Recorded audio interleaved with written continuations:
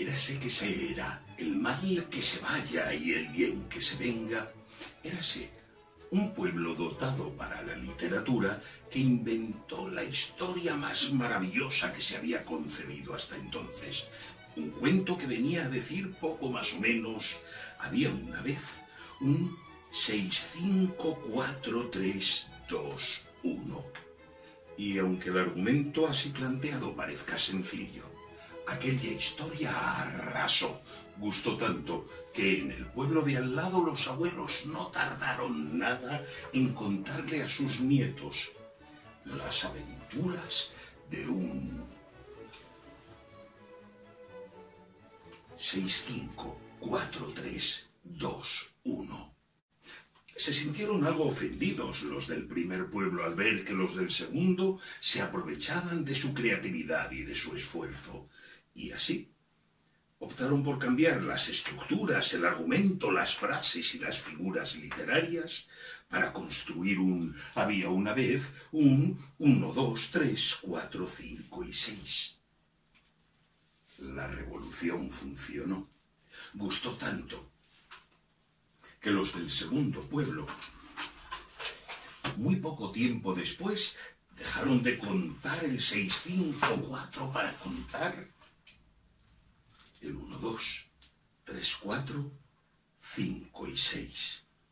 ¡Inaudito! ¡Impresentable!, se quejaron los de la primera localidad.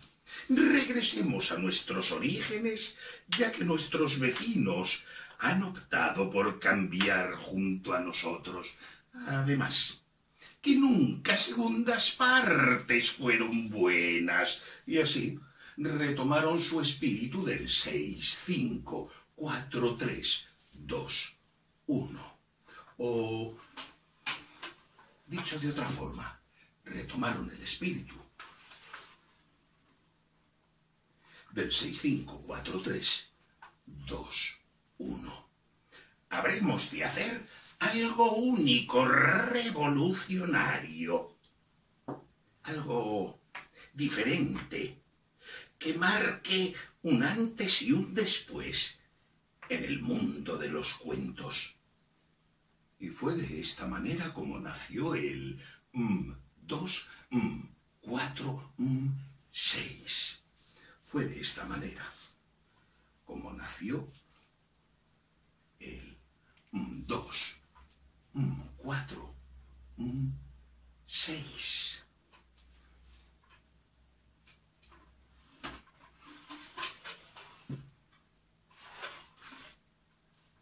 Así, los primeros volvieron a lamentarse. No es posible. No es posible que nuestras historias crucen las calles y las fronteras con tal rapidez. Ay, regresemos a los orígenes. Volvamos a nuestro viejo y querido 6, 5, 4, 3, 2, 1. Aquel viejo y querido 6, 5, 4, 3, 2, 1. ¿Seríais capaces vosotros, retaron, de inventar una historia? ¿Conseguiríais unir palabras en argumentos, unirlas en este mundo nuestro? Basta con que alguien nos pique, basta con que alguien trate de lograr que pensemos de otra manera a través del reto, para que automáticamente aceptemos todo lo que se nos proponga. Unir palabras, creando una historia diferente. Así se lo propusieron ellos, y de esta manera, de forma casi casual, empezaron a formar un cuento sin que se viniera a ver bien argumentación o lógica, un cuento distinto. Que no nos sorprendan en esta ocasión. Ya que ellos se han decantado, variemos nosotros, que no sepan por dónde andamos. Y volvieron al 1, 2, 3, 4, 5, 6, o dicho de otra forma, volvieron al 1, 2, 3, 4, 5 y 6. Tan sorprendidos estaban los del primer pueblo que optaron por hacer lo siguiente. A partir de este instante, dijeron, serán las gentes las que decidan qué cuento vamos a crear. Ay, si estuviésemos de tú a tú, de boca a boca, de oído a oído, yo os preguntaría ahora ¿cuál de los cubos queréis que ponga debajo o en qué orden? Pero como estos tiempos nos obligan a hablar mediante teléfonos, tablets o pantallas de ordenador, me vais a permitir que sea un dado, un sencillo dado. Quien maneje la situación y nos diga un orden concreto, lo arrojamos sobre la mesa y... el 6. El 6 abajo. Volvemos a lanzarlo. El 4 sobre el 6. Una vez más. ¡Ay! Se nos cae al suelo. No hay problema. Una vez más el 2. El 2 sobre el 4, que así lo quiere el azar. El 1. El 1 en esta ocasión. Nos quedan el 5 y el 3. Sale el 2, que ya estaba. Nos sale el 3. El 3 y el 5 para rematar nuestra particular columna. Y así nos ha de quedar 6, 4, 2, 1... ¡Ay, perdón! Que he puesto el 5 por error boca abajo, pero... ¿quién dijo miedo? ¿Nos atrevemos a dejarlo invertido? Ha sido el azar quien ha marcado el orden. Mi descuido, quien ha provocado algo diferente. Esperad, que los del segundo pueblo se comprometieron a que nada coincidiera, que ningún número estuviese en el mismo orden que el anterior. Y así, donde antes había un 6, colocaron un 1. Donde tenían un 4... no, esperad, casi para que no me coincidan... donde el 6 pondré el 3, donde el 4 el 1, donde el 2 el 5. Me vuelve a aparecer un 1 y para que no sea posible que coincidan, pongo un 4. En el 3 el 6 y en el 5 invertido el 2. Recordad, el azar quiso marcar esta columna. La voluntad de los hombres quiso que no coincidiera nada. Los cuentos viajan de generación en generación hablando de argumentos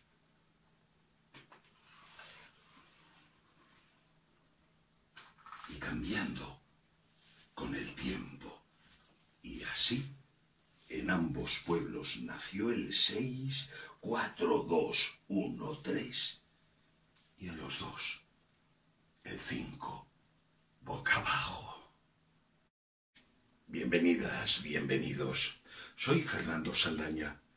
He querido comenzar este pequeño espectáculo a través de un juego que ha de servirnos como ilustración para entender de qué manera los cuentos van cambiando, de qué forma nos envuelven hasta el punto de que lo que nace en un instante determinado va recorriendo caminos y va variando hasta convertirse, puede ser, en otra historia diferente por mor de las distancias de tiempo y de kilómetros. Ay, que me estoy poniendo así un poco filosófico, un poco pesado, y no es esa mi intención. Mejor casi os lo explico mientras vamos hablando, mientras os voy contando que érase una vez un hombre bueno y honrado que se casó con una mujer buena y honrada, y fruto de ese matrimonio nació una chica guapa e inteligente a la que pusieron el nombre de Cinderella. Cenicienta a partir de ahora, para que nos aclaremos mejor. Lo cierto es que Cinderella, perdón, que habíamos dicho Cenicienta iba creciendo feliz en la familia hasta que el infortunio se adueñó de ellos. que quiso la mala suerte que enfermara y muriera la madre. El padre, que no quería hacerse a la idea de que su hija se criaba sola y sin la ayuda de una mujer, optó por casarse de nuevo. Y ahí comienza el martirio para nuestra joven protagonista, que la madrastra la humillaba, la insultaba y se comportaba con ella como nunca era deseable. Se quejó la chica a su institutriz y aquella mujer le dio un consejo realmente sabio. «Mátala», le dijo. «Mátala». Y ahí tenemos a Cenicienta escuchando el consejo de su institutriz y, lo que es peor, llevándola a la práctica. «Escúchame bien. Dile a tu madrastra que estás creciendo, que como tu cuerpo va cambiando y te haces mayor, quieres probarte el traje de boda de tu madre. Aquel vestido está en el altillo, en la buhardilla, dentro de un baúl grande de tapa pesada. Es el que se encuentra abajo. Tu madrastra no podrá sujetar la tapadera y rebuscar el tejido al mismo tiempo, así que te pedirá ayuda. Tú sujetarás la tapa. Cuando ella se arquee para mirar dentro, déjala caer con fuerza y desnúcala». Y eso hizo la joven. Cenicienta pidió el vestido, la madrastra abrió, la muchacha sujetó la tapa y en un momento determinado la dejó caer con tal maldad que aquella no demasiado buena mujer murió en el acto. Todo el mundo lo tuvo por un lamentable accidente. Y el padre, que no quería hacerse a la idea de que su hija se criaba sin la ayuda de una mujer, optó por casarse de nuevo. «Con la institutriz, pidió Cenicienta. Al padre la institutriz, como que ni por físico ni por condición social. «Con la institutriz, padre, con la institutriz». Y ante las súplicas de la pequeña cedió el padre y se casó con ella, pero ¡ay! Que aquella mujer resultó no ser lo que parece, que justo después de la boda empezó a amargarle la vida de tal forma a Cenicienta que fue la persona más infeliz de este mundo. Bueno, la institutriz, con ayuda de sus 6 hijas, tenidas en un matrimonio anterior, y de las que nunca a nadie le había hablado. Perdonadme que haya cortado esta historia justo en este punto, pero es que si ya resulta complicado contar Cenicienta con 2 hermanastras, imaginaos lo que es contarla con 6 hermanastras. Bueno, lo cierto es que aquí estamos con un cuento en el que Cenicienta, fijaos cómo cambian las historias, acaba de pasar de ser la joven desvalida a una auténtica asesina. Esta es la versión de Giambattista Basile, un italiano que la escribió allá por 1600 y pico, y que, según apunta todo, la cogió de un cuento chino. Sí, Cenicienta, en el mejor sentido de la palabra, es un cuento chino. Claro, y si es un cuento chino, ahora nos van a cuadrar mucho mejor las cosas. Que si los pies pequeños, que... Ah, claro, los pies. Es que todo apunta a que en China, una de dos, o les ponían los pies pequeños. Vamos, eso de ir mirando a una chica y decirle, qué pies tan bonitos tienes. Ay, y qué pequeños son. Ay, vamos, que en lugar de mirarle a los ojos parecía que le miraran a la chica. Si no, no os preocupéis, que aquí nos pasa lo mismo. Que aquí, la mayoría de las veces, los chicos nos quedamos mirando a una chica y le decimos, ¡Qué ojos más bonitos tienes! Como si no nos hubiéramos dado cuenta de que los ojos están aquí y no aquí, porque seguimos alabando. ¡Qué bonitos son tus ojos! Bueno, ay, que me lío, que no es eso de lo que os quería hablar, que yo lo que quería deciros es que en China les ponían los pies pequeños. Eso, o intentaban que los tuvieran diminutos para que no pudieran huir y no pudieran escapar, esclavizadas como estaban las mujeres en aquella sociedad, casi lo mismo que en la de ahora, que a las chicas, siendo niñas, les partían los huesos de los pies y se los vendaban tan fuerte que les crecían soldándose deformes entre espantosos dolores. Y con los pies tan deformados, resultaba imposible la huida caminando. Ay, pero esperad, que yo lo que quería era contaros la historia de Flor de Loto, porque el padre de Flor de Loto, la vamos a llamar Cenicienta a partir de ahora para no liarnos, el padre de Cenicienta se había casado de nuevo, no porque hubiera muerto la madre, que todavía no había muerto, sino porque en China estaba permitida la poligamia. Vamos, que tenía 2 esposas. Lo cierto es que la segunda esposa asesina a la madre de Cenicienta, celosa porque Cenicienta es mucho más guapa e inteligente que su hija. Y aquí nada de hadas madrinas, no, sino que la anciana del poblado le dice a Cenicienta que no se preocupe porque el espíritu de su madre se ha reencarnado en pez, habita en el estanque y puede charlar con él todo lo que quiera, de tal manera que el pez, su madre, la acompañe y la asesore. Ahí tenemos a la segunda esposa que se da cuenta de que la niña se sienta al lado del estanco y habla con un pez. Pero como es conocedora de las tradiciones chinas, sabe que no es tal pez, sino el espíritu de la madre. Y claro, decide que ha llegado el instante de deshacerse de ella. Se pone un traje de la niña, imita la voz suave y se acerca al estanque diciendo «Mamá, mamá».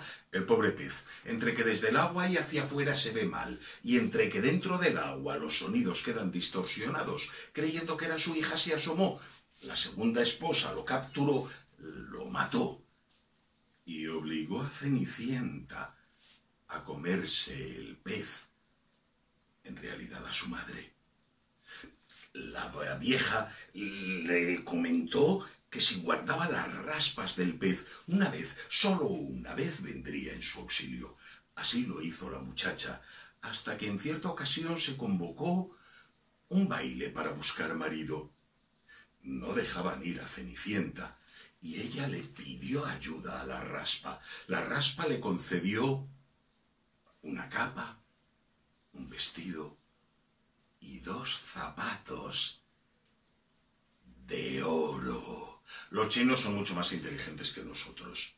¿En qué cabeza cabe que una chica pueda ir con zapatos de cristal y encima de tacón alto, como nos lo representa Walt Disney? Hace falta ser idiota para no darse cuenta de que un tacón de un zapato de cristal se rompe y que además bailar con eso es una solemne majadería. Porque no, los chinos diseñaron zapatos de oro. Ay, no me digáis que imposible, porque la suela es rígida y no se puede articular. Recordad que a las niñas les partían los huesos y tenían un muñón como si fueran zancos, así que daba igual si la suela era rígida o no. Ay, pero me estoy liando, perdonadme. Me estoy liando, y yo lo que quería deciros es que Cenicienta fue al baile. Al dar las 12 se echó a correr y perdió el zapato. A la raspa solo pudo devolverle el vestido y la capa. El zapato no. Había que devolver los 2 pares. Aquel zapato de oro lo encontró un mercader y, sabiendo la atracción que sentía el emperador por los pies pequeños, al ver ese zapato tan diminuto se lo regaló al emperador. Encima, un zapato de oro. Cenicienta, cuando se enteró de que su compañero zapato estaba en el palacio del emperador, entró hurtadillas para robarlo. Quería devolvérselo a su madre. Fue sorprendida, capturada, juzgada y condenada a muerte. Cuando la iban a matar, ella extrajo el segundo zapato del par, se calzó los dos y ¡ay! Cuando el emperador vio, ¡ay! Esos pies tan pequeños, se enamoró profundamente y se casó con Cenicienta. En esta historia china, la segunda esposa y su hija son encerradas en una cueva donde mueren un día en un derrumbamiento de piedras y tierra. Hay una versión, la vietnamita, mucho más interesante, al menos en lo que a la muerte de los personajes se refiere. Estamos hablando del siglo IX, más o menos, porque la que os he contado es del siglo VIII, del año 700 y pico, en China. En la versión vietnamita, la hermanastra de Cenicienta es muy corta. No es mala, pero es muy poco inteligente. Le ha hecho la vida imposible a Flor de Loto, a Cenicienta, pero siguiendo las órdenes de la madre. Pero Cenicienta no es pura bondad. El día de la boda, su hermana le dice, «Ay, me encantaría ser tan guapa y tan lista como tú. ¿Me puedes decir qué tengo que hacer?» Y Cenicienta, cargada de maldad, le explica, «Pon en el patio del castillo un perolo gigante con agua en el fuego. Cuando el agua borbotee, cuando esté hirviendo, báñate dentro y así llegarás a ser tan guapa e inteligente como yo». La pobre niña, que como os digo era bastante corta, le hizo caso y probó. Y allí murió escaldada. Y es que ya veis que esa Cenicienta inocente y siempre víctima que nos plantearon los cuentos no responde a la realidad, que Cenicienta vino a ser una suerte de malvada asesina. Un cuento chino, un pez, un estanque.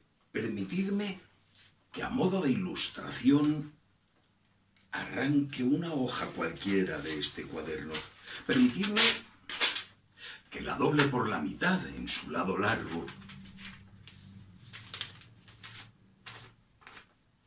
y que rasgues con los dedos, tan solo con los dedos, el papel para quitar las partes que le sobran y que me posibiliten ver cómo aparece una boca, una cabeza, una aleta, que si de un pez se trata, es imprescindible que tenga aleta.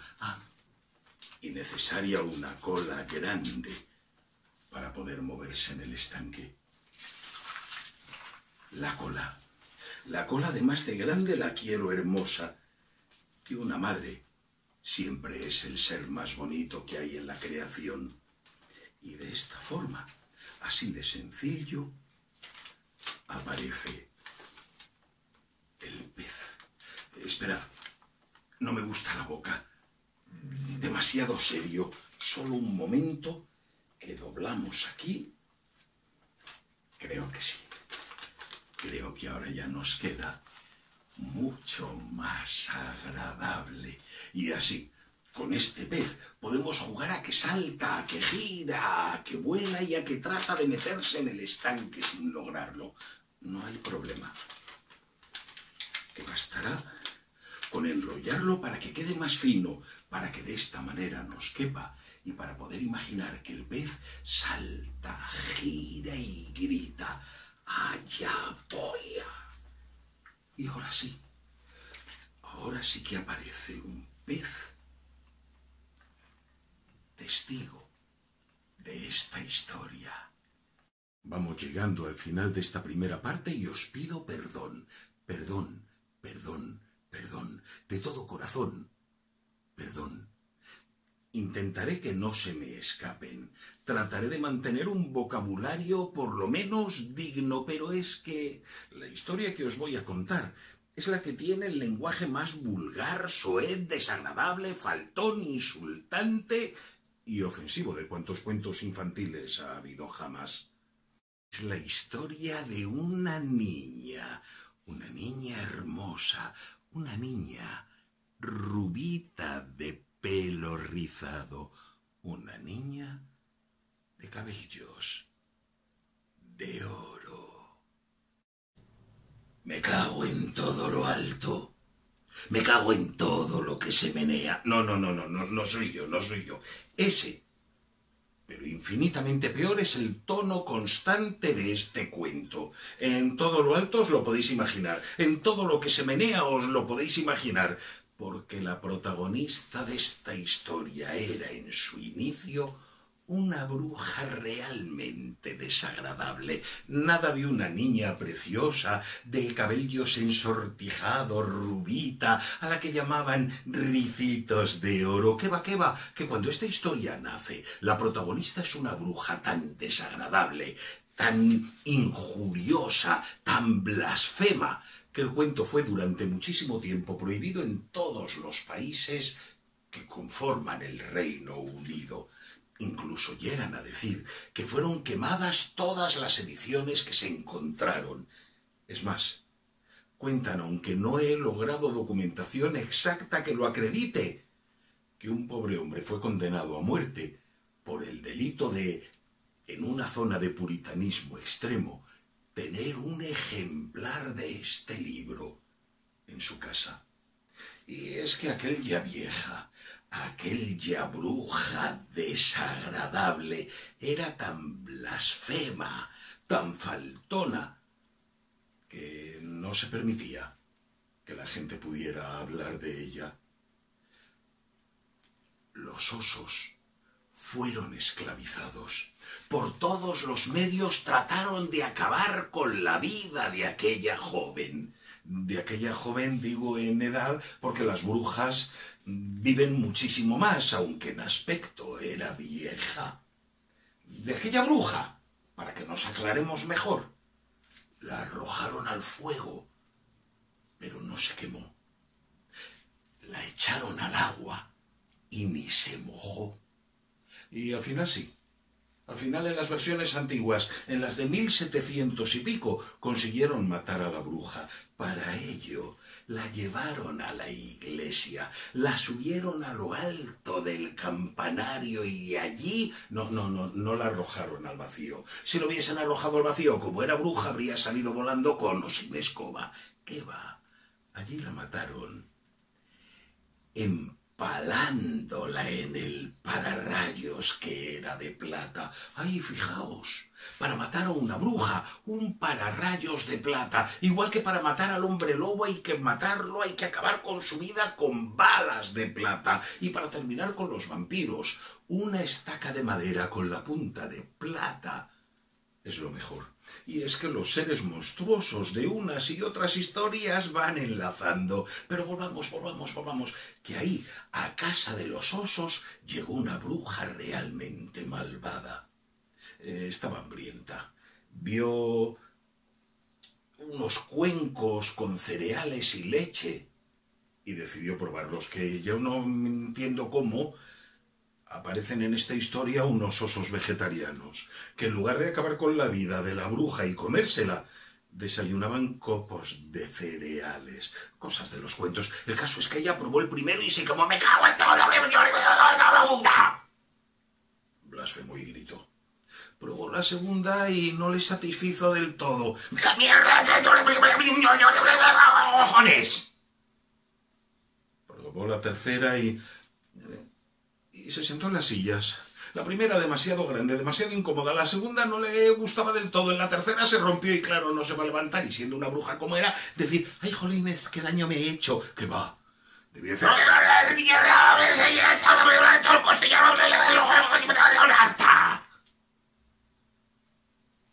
Al final, según versiones, en las más modernas fueron cambiando los personajes. Ya no estaban de moda las brujas. Por eso allá por los años 30 de los 1800 la convirtieron en una niña una niña de pelos plateados, pero el cabello cano. Seguía recordando a las brujas. Un tiempo después apareció por primera vez una niña rubita. Hasta 1900 y poco, probablemente 1904, no empezaron a llamarla Ricitos de Oro.